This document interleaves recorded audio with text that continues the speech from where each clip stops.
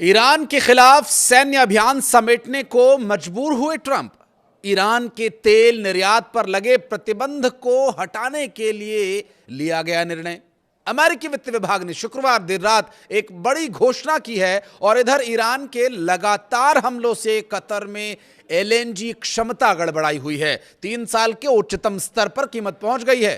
कीमत नियंत्रित करने के लिए डोनाल्ड ट्रंप को कई बड़े और कड़े फैसले लेने पड़े और अब तक का सबसे बड़ा सवाल, क्या अमेरिका और इजरायल के बीच बढ़ गई है तकरार?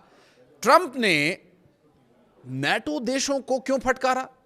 बात करेंगे इन सभी विषयों पर, कुछ और महत्वपूर्ण बिंदुओं को बताएंगे। वीडियो के अंत तक बने रहिएगा हमारे साथ। नमस्कार, मैं हूं आशीष त्रिपाठी और इस वक्त की एक बड़ी खबर यह आ रही है कि ईरान लगातार इजरायल और अमेरिका के बेसिस पर ताबड़तोड़ हमले को जारी रखे हुए है। इराक स्थित अमेरिका के एक बेस को ईरान ने ड्रोन और मिसाइलों से तबाह बर्बाद कर दिया। अमेरिका बेस से उठ रहे धुएं और आग की लपटें इस बात की तस्दीक कर रही हैं। ईरान ने गुरुवार देर रात ऑपरेशन ट्रू प्रॉमिस 4 के तहत 66वीं वेव शुरू की थी।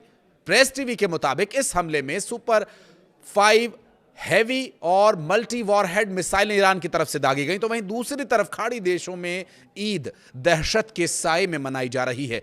कतर में तो 3 साल के रिकॉर्ड स्तर पर तेल की गैस की कीमतें पहुंच चुकी हैं। माफ कीजिएगा, गैस की कीमतों की बात हो रही है। ईरान के सुप्रीम लीडर मुज्तबा खामेनेई ने कहा कि अमेरिका और इजरायल के साथ जारी जंग में दुश्मन की हार हो चुकी है। नौरोज के मौके पर जारी लिखित संदेश में खामेनेई ने कहा, दुश्मन देशों को उम्मीद थी कि हमलों के बाद ईरानी जनता सरकार के खिलाफ खड़ी हो जाएगी, लेकिन ऐसा कुछ नहीं हुआ। मुज्तबा खामेनेई ने कहा कि मुझे लगा था कि कुछ दिनों के हमलों के बाद देश में डर और निराशा फैल जाएगी और लोग सरकार के खिलाफ खड़े हो जाएंगे, लेकिन ऐसा कुछ नहीं हुआ।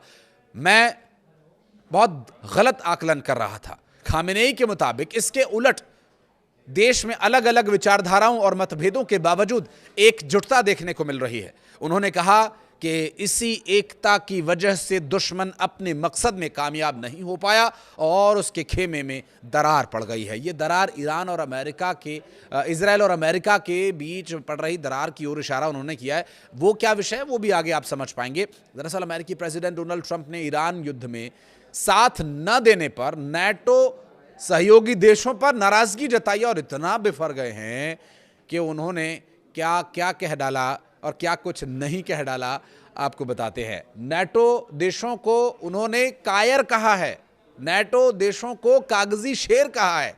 कैसे? दरअसल अमेरिका के बिना, उनका यह कहना है कि ये अमेरिका के बिना नेटो के देश सिर्फ कागजी शेर हैं, उससे ज्यादा कुछ नहीं। उनका यह भी कहना है कि वे न्यूक्लियर ताकत वाले ईरान को रोकने की लड़ाई में शामिल नहीं होना चाहते थे। अब जब यह लड़ाई सैन्य रूप से जीत ली गई है तो तेल की ऊंची कीमतों को लेकर के शिकायत कर रहे हैं। ट्रंप ने होर्मुज स्ट्रेट का जिक्र करते हुए कहा कि इसे खुला रखने के लिए सैन्य मदद लेना आसान है, लेकिन सहयोगी देश इसमें पीछे हट रहे हैं। उन्होंने कहा कि यह बहुत आसान सैन्य कदम है जिसमें बहुत कम जोखिम है, लेकिन वे मदद नहीं करना चाहते, कायर हैं और हम इसे याद रखेंगे।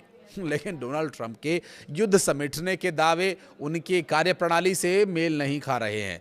उससे भी दिलचस्पी है कि ट्रंप का वो बयान जिसमें उन्होंने इजरायल पर बयान दिया था, यह बयान इजरायल के ईरान पर किए गए गैस फील्ड में हमले के बारे में था। दरअसल इजरायली हमले के बारे में बताने के लिए ट्रंप ने जिन शब्दों का इस्तेमाल किया वे इस बात का संकेत दे रहे हैं। वो कहते हैं कि इजरायल ने गुस्से में गैस फील्ड पर घातक हमला किया। ये उस तरह की भाषा है जिसका इस्तेमाल अक्सर ईरान के कुछ आक्रामक जवाबी हमलों को बताने के लिए किया जाता है। ट्रंप किसी करीबी सहयोगी की तरफ से सोच समझकर किए गए मिलिट्री ऑपरेशन के लिए ऐसी भाषा का इस्तेमाल कभी नहीं करते हैं, लेकिन अब कर रहे हैं। तो क्या ट्रंप ये कह रहे हैं कि इजरायल ने बेवकूफ़ी भरा काम किया? दरअसल 28 फरवरी 2026 को इजरायल ने अमेरिका के साथ मिलकर के ईरान के खिलाफ युद्ध शुरू कर दिया था। अब इस संघर्ष के बाद से होर्मुज स्ट्रेट से होने वाली ईंधन की आपूर्ति या तेल की शिपमेंट लगभग पूरी तरह से रुक गई थी। इसी रास्ते से दुनिया भर के देशों में 20% तेल की आवाजाही होती है। परिणाम स्वरूप इस महीने ब्रेंट क्रूड की कीमत 50% से भी ज्यादा बढ़ गई। लेकिन क्या रूस के बाद ईरान के तेल निर्यात पर लगे प्रतिबंध हटाने से दुनिया भर में छाए ईंधन के संकट के बादल छंट सकते हैं।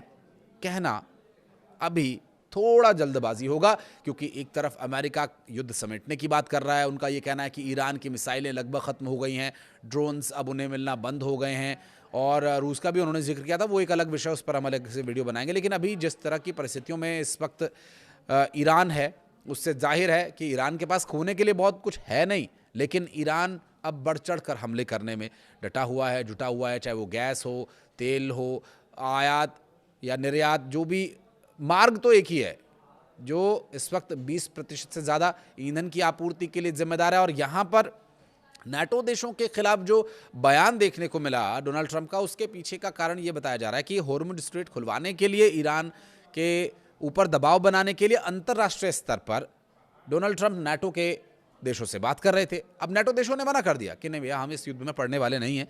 अब इस बात को लेकर के डोनाल्ड ट्रंप बौखला गए और लगभग उन्होंने झिड़कते हुए, लगभग फटकारते हुए नाटो देशों के लिए जिन जिन शब्दों का इस्तेमाल किया वो तो हमने आपको बताया, लेकिन उनकी मनोदशा के बारे में अब बात करेंगे, जिसमें यह साफ जाहिर है कि अमेरिका कूद तो पड़ा इस युद्ध में।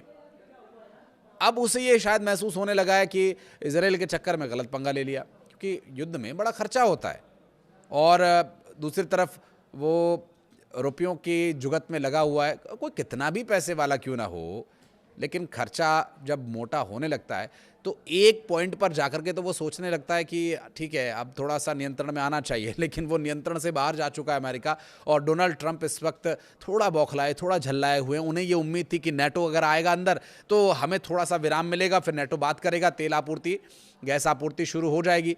अब ऐसे में ईरान के तेल निर्यात के ऊपर जो प्रतिबंध लगा हुआ था उसे हटा लिया गया। 30 दिन का वो कह रहे हैं कि समय हम दे रहे हैं। ऐसे ही उन्होंने रूस को समय दिया था। अरे आप कौन होते हैं समय देने के लिए या नहीं देने के लिए? ईरान के ऊपर जो अमेरिका की तरफ से अंतर्राष्ट्रीय स्तर पर दबाव बनाने के लिए जो रोक लगाई गई थी, फिलहाल उसे हटा लिया गया। तो ऑफिशियली ये कहा जा सकता है कि अमेरिका ने ईरान पर लगे हुए प्रतिबंधों को हटा लिया। इससे पहले भारत को भी उन्होंने ऐसी छूट दी थी कि आप रूस से तेल खरीद लो, हम आपको 30 दिन का समय दे रहे हैं।